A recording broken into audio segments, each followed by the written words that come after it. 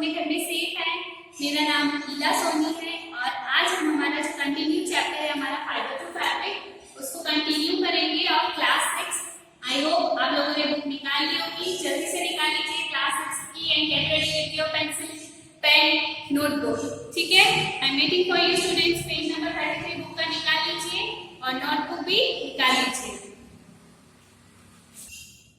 So students, come to the heading yarn to fabric। हम लोगों ने ये यार्न मशीन, हमने जो स्पिनिंग मशीन है ये देख ली थी कि यार्न क्या होता है, थ्रेड होता है, इससे हम लोग क्या बना रहे हैं, कपड़ा, राइट। तो इसकी एक प्रोसेस होती है, इस प्रोसेस में सबसे फर्स्ट प्रोसेस क्या है, गिनिंग प्रोसेस। इसमें हम क्या करते हैं कि जो हमारा फैब्रिक है ना, सबसे पहले उसका एक जो प्लांट होता है वहां से वो फाइबर निकालते हैं और उस प्रोसेस को क्या कहते हैं, ginning.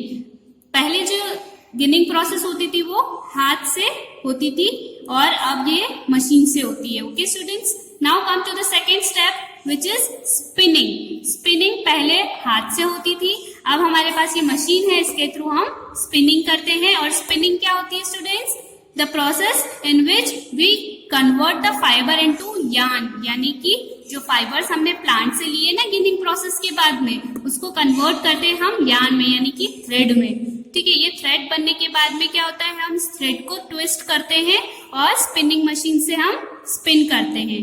Now come to the third step which is knitting. Knitting और वीविंग बोलेंगे इसको। और इसमें क्या होता है, यार्न टू फैब्रिक, यानी कि जो धागे हमने बनाए ना उससे हम क्या करेंगे, अब फैब्रिक बनाएंगे, यानी कि कपड़ा बना लेंगे पूरा अच्छे से। और इस प्रोसेस को क्या करेंगे हम फाइनली, नीटिंग और वीविंग। यानी first step ginning, separation of fiber from plant parts, and second is spinning। यहाँ पर उस धागे को हम लोग बना लेंगे जिससे हम लोगों को कपड़ा बनाना है और लास्ट में हमारा फैब्रिक तैयार हो जाएगा विद द प्रोसेस नीटिंग और weaving. Now turn the page, come to the heading which is weaving। Here you can see students, right? Weaving of fabric can be done on handed operated machine which is called handlooms. पहले क्या करते थे, ये जो हाथ से बनाते थे ना कपड़ा, उसको हम क्या कहते थे, हैंडलूम्स। पर अब तो मशीन आ गई स्टूडेंट्स, तो सारे जो कपड़े हैं वो मशीन के थ्रू बनते हैं। पर जो हाथ से बनाते हैं ना उसको क्या कहते हैं हम, हैंडलूम फैब्रिक। ठीक है, और ये हैंडलूम फैब्रिक ना बहुत ज्यादा यूज होता है और इट इज इजीली अवेलेबल होता है मार्केट में और बहुत सारे कंट्रीज में ये अवेलेबल होता है। ठीक है, it is the source of livelihood for many weavers. जो लोग ये कपड़ा घर में बनाते हैं ना उनके लिए ये बहुत अच्छा इंपॉर्टेंट लाइवलीहुड है, मतलब उनसे उनका घर भी चलता है और वो बहुत ज्यादा मार्केट में बिकता है। India is rich in traditional handloom design and clothes. Mostly जो चिकन वर्क होता है आपने देखा होगा स्टूडेंट्स, वो हाथ से ही बनता है। अब जाके मशीन आई है और वो चिकन वर्क किससे होता है, हैंड जो मशीन्स होती है उससे होता है। तो स्टूडेंट्स, इंडिया में ये बहुत ज्यादा ट्रेडिशनली ये यूज होता है हैंडलूम वर्क। जैसे चिकन वर्क आपने देखा है, तो वो चिकन वर्क जो कुर्तीज बनती है मेनली वो हैंडलूम से ही बनती है, मतलब हाथ से ही बनाया जाता है। और अब जो मशीन्स आ गई है तो उससे तो वो बनता ही है। ओके, सो आई थिंक आपको ये पूरा अच्छे से समझ में आ गया है हैंडलूम वर्क क्या होता है और हैंडलूम मतलब क्या होता है। जो हाथ से ऑपरेट करते हैं ना मशीन, उसको बोलते हैं हैंडलूम मशीन। ठीक है, देन डिड यू नो पे आ जाइए स्टूडेंट्स। आप लोगों ने देखा है कि ये एक चरखा है, देखा होगा आपने कभी, अगर नहीं देखा है ना तो ओल्ड पिक्स होगी ना महात्मा गांधी की, वो चरखे के साथ वाली, तो वो ही ये दर्शाता है कि महात्मा गांधी ज्यादातर हाथ से बने हुए कपड़े, यानी जो चरखा चला के जो कपड़ा बनता था ना खादी का, वो यूज करते थे। तो इसमें डिड यू नो में यही बता रखा है कि ये बहुत पुराने टाइम से चला आ रहा है और khadi is a cotton fabric जो कि हाथ से हैंडलूम से बनाई जाती थी, हैंडलूम मशीन से। ठीक है, महात्मा गांधी यूज करते थे इनको। Now come to the history of natural fibres. हमारा जो नेचुरल फाइबर्स है उसकी एक हिस्ट्री है स्टूडेंट्स। जैसे कि फ्लैक्स आप पढ़ेंगे कि फ्लैक्स कहाँ से मिलता है, मैंने बताया था फ्लैक्स का एक प्लांट होता है ना, तो उसके स्टेम से वो फाइबर निकाल के और फिर एक फैब्रिक बनता है स्टूडेंट्स। ठीक है, it is believe that the fabric was first made in Egypt. सबसे पहले कहाँ बना था ये, इजिप्ट में, and much before 5000 BCE। 5000 BCE के पहले ये बना था, ठीक है। India is the third largest producer of flax, ये थर्ड प्लेस पे आता है हमारा इंडिया कि फ्लैक्स के जो कपड़े बनाने में हमारा इंडिया कौन सी प्लेस पे आता है, थर्ड लार्जेस्ट प्रोड्यूसर है हमारा India. Okay, then cotton, cotton flax पहले आया, देन कॉटन आया है स्टूडेंट्स, ठीक है।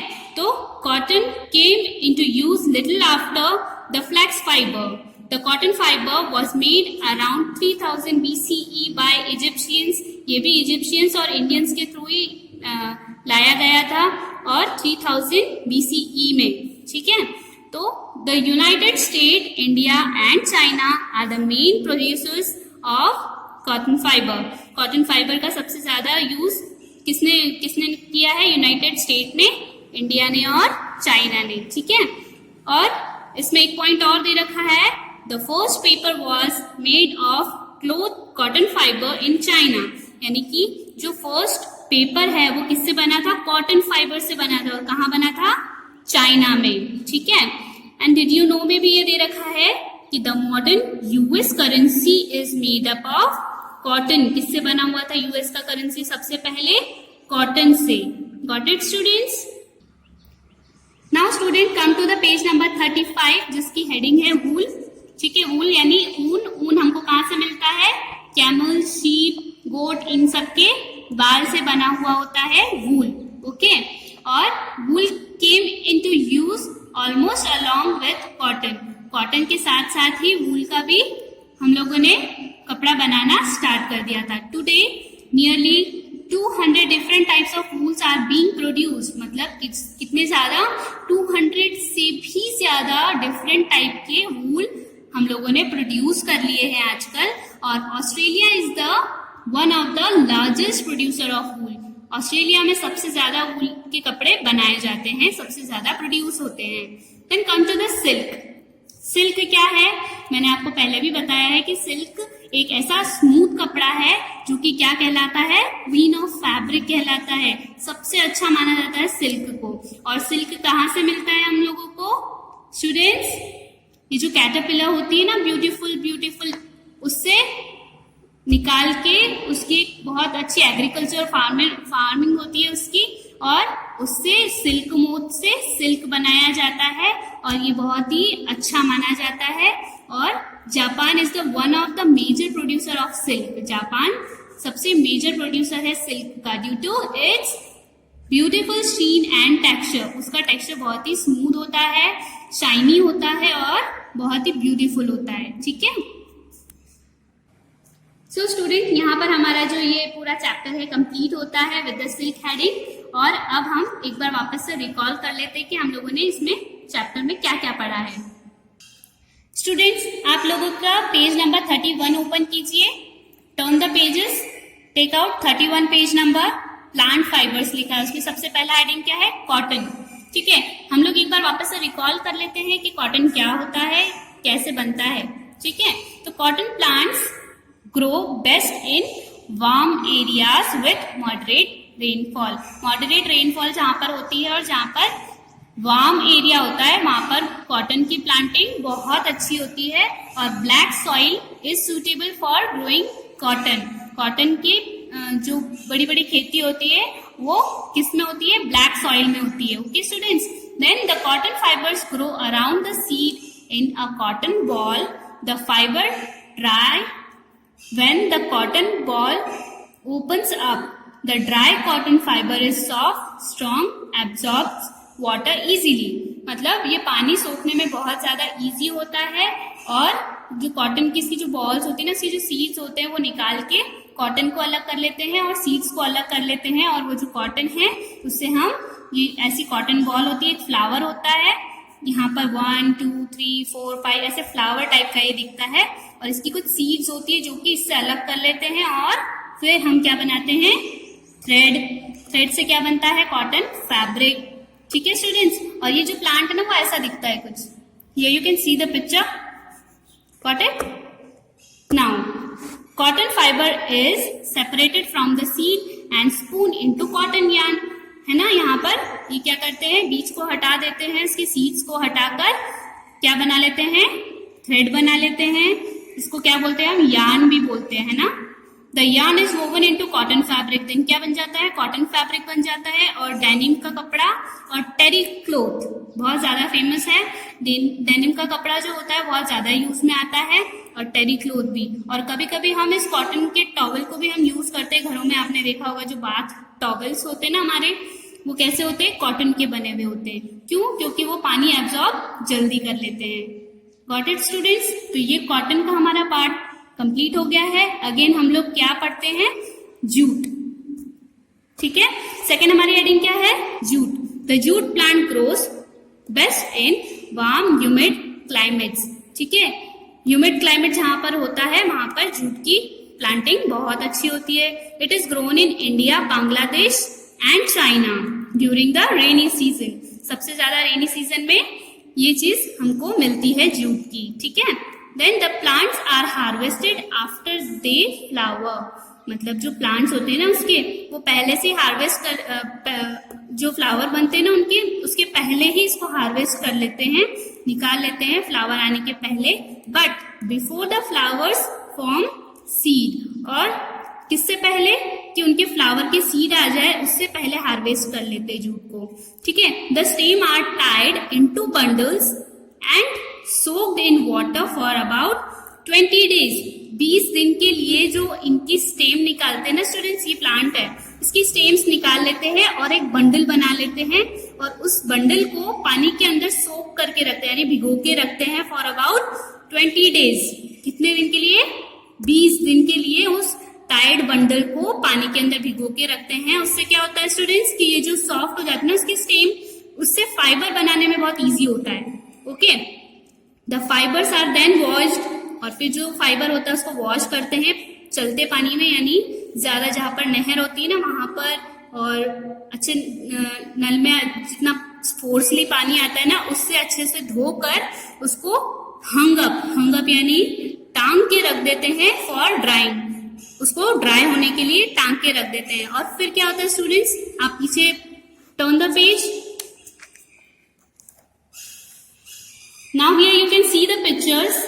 ड्राई होने के बाद में जूट का जो फाइबर है वो ऐसा दिखता है, और फिर उससे रोप बनाई जाती है, ऐसी रस्सियां आपने देखी होंगी आई होप, और ऐसी मैट्स भी बनाई जाती है, ठीक है। तो वो ड्राई होने के बाद कैसा दिखता है, कुछ ऐसा दिखता है, ठीक है। Now come to the heading. सबसे पहले क्या लिखा है, read this line. Jute is a strong and durable fibre, ये बहुत ही स्ट्रॉन्ग और बहुत ज्यादा टाइम तक चलने वाला फाइबर है। It is also one of the cheapest fibre, ये बहुत इजीली फाइंड आउट होता है, हम लोग इसकी अच्छे से खेती कर सकते हैं, इसीलिए बहुत चीप होता है। Jute yarn is woven into cloth to make sack to store food grains, मतलब आपने देखा होगा गेहूं की बोरी होती है ना हमारे घरों में, वो ज्यादातर इसी जूट की बनी होती है। क्यों, क्योंकि वो बहुत ज्यादा स्ट्रॉन्ग होती है। और सैक्स यानी क्या होता है स्टूडेंट्स, जो बैग्स होते हैं ना, जो गेहूं के बोरे होते हैं ना, बोरे को बोलते हैं सैक्स। क्या बोलते हैं, जो बड़े बड़े बैग्स होते हैं ना जिसमें गेहूं स्टोर करके रखते हैं उसको बोलते हैं सैक्स, ठीक है। The yarn is also woven into cloth, curtains, carpets, bags and ropes. So here हम लोगों ने ये पूरा कंप्लीट कर लिया है जूट का, कि कैसे जूट का फाइबर होता है, कैसे जूट का यार्न होता है। और now come to the net, ये जो सैक होती है ना कैसे बनती है और ये क्या यूज में आती है, ये हम पढ़ेंगे स्टूडेंट्स। नाउ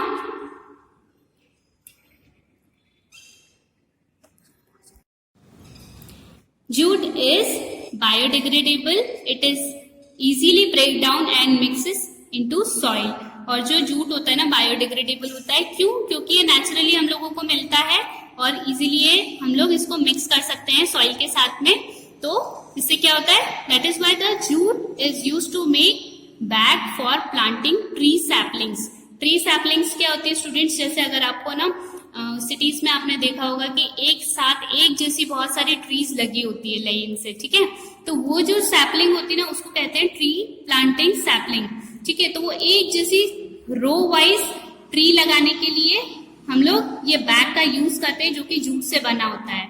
क्यों, बिकॉज इसकी जो प्लांटिंग होती है ना ये रूट के साथ में करनी पड़ती है।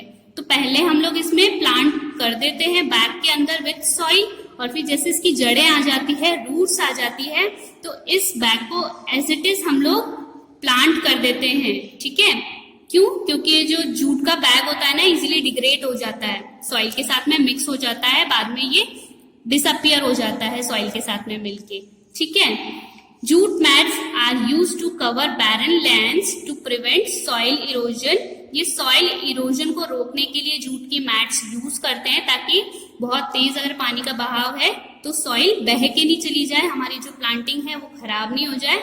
इसके लिए हम लोग जूट के ऐसे वाले नेट वाले बैग्स यूज करते हैं। और बहुत तेज हवा भी चलती है तो भी ये बह के नहीं चले जाए, इसीलिए हम लोग सॉइल इरोजन से बचने के लिए और हवा के तेज बहाव को और पानी के तेज बहाव को रोकने के लिए ये बैग्स, ये मैट्स यूज करते हैं।